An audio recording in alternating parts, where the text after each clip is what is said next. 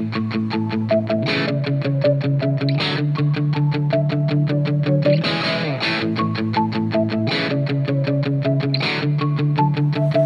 My family, कैसे हो आप लोग। आपका सपोर्ट लास्ट की वीडियोस में मिल रहा है। आप ऐसे ही अपना सपोर्ट आगे ही बना के रखिए। तो आज हम बात करने जा रहे हैं कोरल ब्लीचिंग के बारे में। अगर आप देखोगे रिसेंटली, अभी न्यूज़ में देखोगे, आप कहीं भी देखोगे तो कोरल ब्लीचिंग से भरा हुआ है सारा कुछ। अभी द हिंदू न्यूज़पेपर के अंदर भी आर्टिकल आया था कोरल ब्लीचिंग के ऊपर, और बहुत ज़्यादा हॉट डिबेट चल रही है कोरल ब्लीचिंग को लेकर। तो हम इस वीडियो के अंदर समझेंगे कोरल ब्लीचिंग है क्या, और आप इससे कैसे मतलब बढ़ सकते हो, और साथ में कि आपको किस तरीके से इम्पैक्ट करती है। आप इंडिविजुअल लेवल पर क्या कर सकते हो। एक कलेक्टिवली सोसाइटी तो करती है, एक गवर्नमेंट तो करती है, लेकिन आप इंडिविजुअल लेवल पर आप क्या कर सकते हो कि जिससे कि कोरल ब्लीचिंग से थोड़ा सा आप काउंटर कर सकें। मतलब आपको एक सेल्फ सेटिस्फेक्शन होगी कि आप भी कुछ कर रहे हो इन्वायरमेंट के लिए। तो सबसे पहले बात करते हैं कोरल ब्लीचिंग की। तो brothers and sisters, coral bleaching होती है कि जो कोरल्स होते हैं वो एक कम्युनिटी के अंदर रहते हैं अंडर सी, और ये मतलब ऐसा नहीं है कि बिल्कुल डीप लेवल पर रहते हैं। कुछ 70 मीटर के आसपास मतलब इनकी जो कम्युनिटी होती है वो बहुत ज़्यादा मतलब फैली हुई होती है। अब उससे ज़्यादा लेवल राइज होता है या उससे ज़्यादा नीचे इनकी जो कोरल पॉपुलेशन है वो कम होनी स्टार्ट हो जाती है, और इनको बहुत सारी चीज़ें इम्पैक्ट करती हैं। जैसे कि आपका ओशियन करंट्स भी इनको इम्पैक्ट करते हैं। जहाँ पर ओशियन करंट्स होते हैं, ओशियन टाइड्स आती हैं, तो उस जगह पर क्या होता है, ये बहुत ज़्यादा फ्लरिश करते हैं, क्योंकि जो ओशियन करंट्स होते हैं वो अपने साथ में बहुत सारा न्यूट्रिएंट लेके आते हैं। साथ में ही अगर आप देखोगे कि अगर सी लेवल राइज होता है और ये ज़्यादा नीचे, अब सीधी सी बात है, अगर सी लेवल राइज होगा तो जो इनका जो मतलब जो इनका जो हैबिटेबल जोन है वो थोड़ा नीचे चला जाएगा, तो इनके लिए अच्छा नहीं है। ओशन अगर ज़्यादा गर्म होते हैं, टेम्परेचर ज़्यादा बढ़ता है, तो भी इनकी पॉपुलेशन श्रिंक करना स्टार्ट कर देती है। और आजकल आपने एक चीज़ और सुनी होगी, ओशनिक एसिडिफिकेशन। तो उसके अंदर क्या हो रहा है कि जो ओशंस का वाटर है वो एसिडिफाई मतलब एसिडिक होता जा रहा है, और उस एसिडिफिकेशन के चक्कर में क्या हो रहा है कि जो कोरल्स हैं उनकी पॉपुलेशन श्रिंक करती जा रही है, कुछ फिशेज़ हैं उनकी पॉपुलेशन श्रिंक करती जाती है। आपको अगर ये चीज़ पता हो तो जो ओशंस होते हैं वो आपका 30 से 40% CO2 को एक तरीके से एब्जॉर्ब कर लेते हैं। 30 से 40% CO2 को एब्जॉर्ब करते हैं आपके ओशियंस। और उसके अलावा और क्या रोल है, अगर आप फूड चेन के अंदर देखें तो जो मेजॉरिटी ऑफ स्पीसीज़ हैं वो सारी ओशियंस के अंदर है, और बहुत सारी मतलब हज़ारों में स्पीसीज़ ऐसी हैं जिनके बारे में हमें पता भी नहीं है, जो बिल्कुल डीप वाटर में रहती हैं। तो ये तो होगा कोरल ब्लीचिंग। तो अब नेक्स्ट है इसके इम्पैक्ट्स क्या होंगे। अब सीधी सी बात है, अगर कोरल ब्लीचिंग होती है, कोरल ब्लीच का मतलब हो गया कि जो कोरल्स के ऊपर जो एल्गी है वो अगर हट जाती है तो वो क्या हो जाता है कि जो कोरल पॉल्प्स हैं वो वाइटिश हो जाएंगे, वाइटिश और ग्रेइश कलर के हो जाएंगे। तो फिर उनके ऊपर जो मास लेवल में जो अदर्स जो पॉपुलेशंस रहती हैं, जो ऑर्गेनिजम्स की, जो सी ऑर्गेनिजम्स हैं, वो भी वहाँ से हट जाएंगे, क्योंकि उन्हें फूड नहीं मिल पाएगा। जो फिशेस आती थी एल्गी के चक्कर में वो भी मतलब हट जाएंगी वहाँ से। तो क्या होगा कि जो एक पूरा फूड चेन स्ट्रक्चर है वो सारा का सारा डिस्टर्ब हो जाएगा। और आपको बताऊँ मैं, जो मेजॉरिटी ऑफ स्पीसीज़ हैं वो डिपेंड करती हैं, इंटरडिपेंडेंट है सारी की सारी आपस में। यानी कुछ कोरल्स पर डिपेंड है, और जो कोरल्स पर डिपेंड है कोई और उसके ऊपर डिपेंड है। जैसा कि टेरेस्ट्रियल लेवल पर फूड चेन चलती है, ऐसे ही उधर चलती है। तो जैसे कि आप देखें तो ये मतलब बिल्कुल प्राइमरी पोर्शन में आ जाते हैं। जैसे कि हमारे जो ऊपर प्लांट्स आ जाते हैं, उसी तरह से जो कोरल्स होते हैं ये भी प्राइमरी पोर्शन में आ जाते हैं सी के अंदर। तो इसके इम्पैक्ट आपको किस चीज़ में पड़ेंगे। देखिए, आपके लिए जो सी फूड है, अब सी फूड अवेलेबिलिटी में दिक्कत आएगी। जो आइलैंड कंट्रीज़ हैं, मैक्सिमम आइलैंड कंट्रीज़ हैं, और जहाँ जिन कंट्रीज़ की कोस्टल लाइन बड़ी है, जो कि फ़िशिंग उनका मतलब मेन ऑक्यूपेशन में से, उन्हें बड़ी दिक्कत आएगी। तीसरी चीज़ होगी कि उनकी इकॉनमी डिस्टर्ब होगी।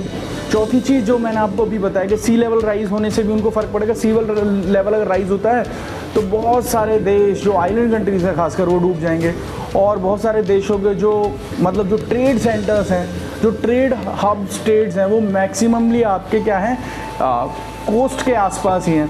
तो वहाँ पर दिक्कत आएगी। जैसे कि आपको पता है कि जो मालदीव है वो सिर्फ समंदर से 1 मीटर ऊपर है, सिर्फ 1 मीटर ऊपर। अगर 2 मीटर ऊपर पानी हुआ तो क्या होगा, सोचिएगा ज़रूर इस बारे में। और अगली चीज़ देखिए, फूड पर फ़र्क डाला, इकोनॉमी पर डाला, और जो लोग डिस्प्लेस होंगे उससे उसके ऊपर भी फ़र्क पड़ेगा। और बताइए, पॉपुलेशन बढ़ रही है, फूड आपका कम होता चला जाएगा, फूड लेवल आपका क्या होगा, कम होता जाएगा। मतलब जो फूड है, जो अवेलेबिलिटी ऑफ फूड है वो कम हो जाएगा, तो क्या होगा, इन्फ्लेशन बढ़ेगी। तो इसके साथ में बहुत सारी इंटरलिंक चीज़ें हैं। तो बस इसको यहाँ पर छोड़ते हुए हम बात करते हैं कि अब देखिए, प्रॉब्लम्स तो बहुत सारी हो सकती हैं, बस इसको काउंटर करने के तरीके भी काफ़ी सारे हैं। तो सबसे पहले मैं बात करता हूँ कि गवर्नमेंट कलेक्टिवली क्या कर रही है। देखिए, गवर्नमेंट IPCC के अंदर और यूनाइटेड नेशन एनवायरनमेंट प्रोग्राम के अंदर और बहुत सारी सी ऑर्गेनाइजेशन हैं, उनके अंदर बात उठा रही है, अपनी तरफ से कोशिश कर रही है। बट होता क्या है कि जब आप एक चीज़ के लिए बहुत सारे शेयर होल्डर्स आ जाते हैं, तो वहाँ पर ना नेगोशिएशन करने में टाइम लगता है, और नेगोशिएशन करने में जब टाइम लगता है तो चीज़ें खिंचती हैं। तो इस चीज़ों में बड़ा टाइम लग रहा है। तो आप इंडिविजुअली आप क्या कर सकते हो, जैसे कि आप देखें कि कोरल्स हैं, वो ज़्यादा मेनली इफेक्ट इस चीज़ का पड़ रहा है, हीटिंग का। अगर आप देखें, सी लेवल राइज से उनको बड़ा खतरा है। ओशियंस अगर आपके मतलब राइज होते हैं, मतलब सी लेवल राइज होता है, उससे उनको खतरा है। तीसरी चीज़ है ओशन एसिडिफिकेशन से उनको खतरा है। तो हम 3 चीज़ों को काउंटर कर लेते हैं इस वीडियो में। सबसे पहले बात करते हैं हम कि जो सी लेवल राइज हो उसे आप कैसे रोक सकते हो। देखिए, अगर आप अपनी रोज़मर्रा की चीज़ों में थोड़ा सा मतलब चेंज करें, जैसे कि अगर आप पानी का प्रॉपर यूज़ करें, प्रॉपर यूज़ करने का मतलब है कि जैसे कि मैंने अपनी लास्ट वीडियो में बताया था, मैं दोहराना नहीं चाह रहा था बट फिर भी बता देता हूँ। जैसे कि आप फ्लश की जगह नॉर्मल टॉयलेट यूज़ कर सकते हो, आप शावर की जगह नॉर्मली बकेट से नहा सकते हो, कुछ फ़र्क नहीं पड़ेगा। हफ्ते में आप 1-2 दिन ट्राई करके देखो, उससे भी काफ़ी पानी बचेगा। आपके घर में अगर 10 लाइट हैं और आपको पता है कि मतलब ज़्यादा रोशनी की नीड नहीं है, तो आप स्विच ऑफ कर सकते हो। और बाय द वे, आपको पता है कि एक लाइट पॉल्यूशन भी होता है, तो उसको डिस्कस करेंगे हम अगली वीडियोस में।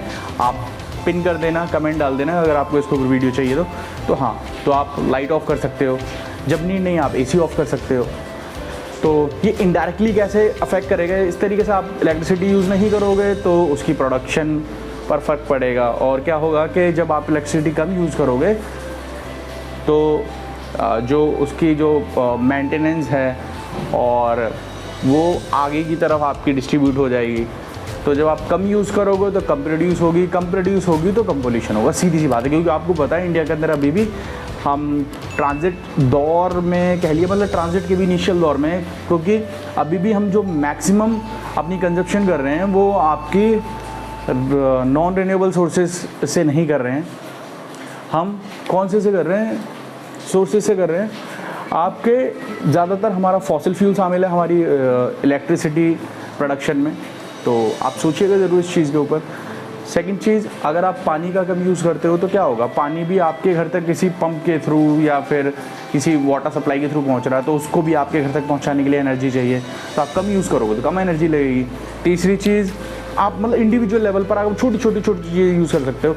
जैसे कि आप सोप यूज़ करते हो, डिटर्जेंट यूज़ करते हो, उसकी जगह पर आप कम टॉक्सिक, जिसके अंदर सल्फेट्स कम हो, आप वो यूज़ कर सकते हो। क्योंकि सल्फेट्स कम होंगे तो जो वाटर बॉडीज़ हैं उनको वो कम ख़राब करेगा। वाटर बॉडीज़ को कम ख़राब करेगा तो क्या होगा, गवर्नमेंट का जो पैसा है उसको क्लीन करने में और उसको रीयूज़ के लिए बनाने में कम पैसा खर्चा होगा। ये सारी चीज़ें इंटरलिंक रहती हैं आपस में। आप इंडिविजुअल लेवल पर आप छोटी चीज़ें करके देखिए।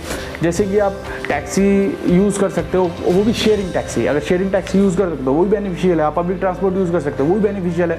आप अपने दिमाग में ऐसा बना लीजिए कि हफ्ते में 1 या 2 दिन आपको शेयरिंग टैक्सी यूज़ करनी है, पब्लिक ट्रांसपोर्ट यूज़ करनी है। तो उससे भी आपको पता है कि फ्यूल प्राइसेस इतने ज़्यादा बढ़ चुके हैं, वो आपके लिए इकोनॉमिकल भी होगा, आपके कुछ पैसे भी बचेंगे और आप क्या कर सकते हो, आपके पैसे भी बच गए और दूसरी बात एनवायरनमेंट फ्रेंडली भी है। आप क्या कर सकते हो कि जब भी आपका बर्थडे हो, आप उस दिन क्या कर सकते हो कि प्लांट्स लगा सकते हो। और प्लांट्स लगा नहीं सकते तो आप ऐसे लोगों को प्लांट्स दे सकते हो जो कि प्लांट्स लगाएं। जैसे कि आपके पीपल बाबा हैं दिल्ली के अंदर, वो भी मतलब बहुत ज़्यादा इस चीज़ के साथ जुड़े हुए हैं, वो बहुत सारे प्लांट्स लगा रहे हैं, तो वो भी हमारे लिए काम कर रहे हैं। और आप देखिए, मैं तो ये चीज़ कहता हूँ कि आप किसी चीज़ का हिस्सा साथ में नहीं बन सकते तो आप आवाज़ रेज़ कर दीजिए, जैसे कि मैं रेज़ कर रहा हूँ। क्योंकि मैं इकोनॉमिकल हेल्प नहीं कर सकता हूँ तो मैं आवाज़ रेज़ कर रहा हूँ। अगर आप आवाज़ भी रेज़ नहीं कर सकता, आप इकोनॉमिकल हेल्प कर दीजिए। अगर आप वो भी नहीं कर सकता, आप अपने साथ के 2-4 बंदों को बता दीजिए, तो वो भी काफ़ी बेनिफिशियल होगा।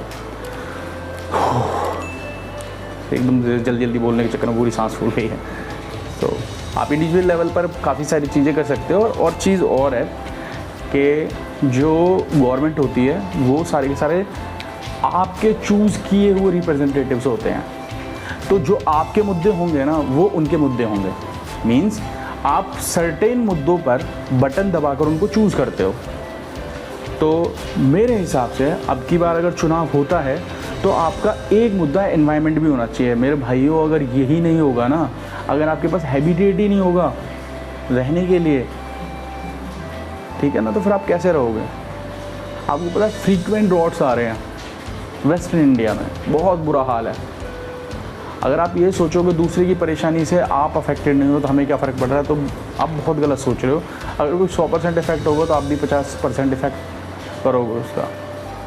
तो जो कुछ लोग थोड़े से अनसेंसिटिव होते जा रहे हैं इन मुद्दों की तरफ, तो मैं उनसे गुजारिश करूँगा थोड़ा सा ध्यान दें इस चीज़ की तरफ। और जैसा भी आप जिस तरह से भी हेल्प कर सकते हैं लोगों को, उस तरह से हेल्प कीजिए।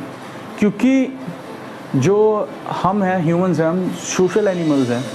तो सोशली चीज़ें क्या होती हैं कि करना बड़ा इजी हो जाता है, और जो उसकी कॉस्ट है वो भी काफ़ी कम हो जाती है, और लोगों को खड़ा करने में, रिहैबिटेट करने में, लोगों को बसाने में, नई चीज़ें बनाने में आसानी रहती है। सो इस वीडियो को मैं यहीं पर ख़त्म करूँगा, और आप अपने कमेंट्स ज़रूर डाल देना वीडियो के अंदर, क्योंकि वो कमेंट्स ही हैं जो कि हमें आपस में कनेक्ट करते हैं। कुछ आप पूछोगे, मैं कुछ बताऊँगा।